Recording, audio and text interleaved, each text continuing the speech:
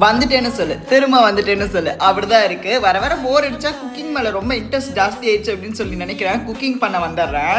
இன்னைக்கு என்னோட ஸ்டைல்ல சூப்பரா மஷ்ரூமை வச்சு ஒரு ரெசிபி பார்க்க போறோம். இதை நான் ஸ்நாக்ஸா எடுத்துக்கிறேன். ஆனா சப்பாத்தி தோசைக்கும் இதை தொட்டுக்கலாம். நான் இன்னைக்கு ஒரு பாக்கெட் மஷ்ரூம் எடுத்திருக்கேன். நான் பெரிய பெரிய பீஸா இருக்கனால அது ஒரு 2 இல்ல 3 ஸ்லைஸா கட் பண்ண போறேன். உங்களோட மஷ்ரூம் எல்லாம் குட்டி குட்டியா இருக்குன்னா ஃபுல் மஷ்ரூம் அப்படியே யூஸ் பண்ணுங்க. அப்பதான் இந்த ரெசிபிக்கு நல்லா இருக்கும்.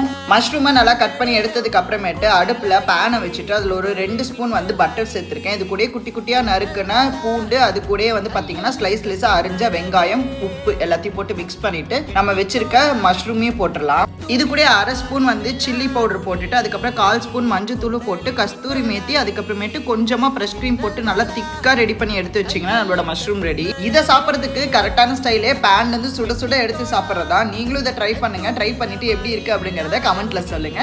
பாய்.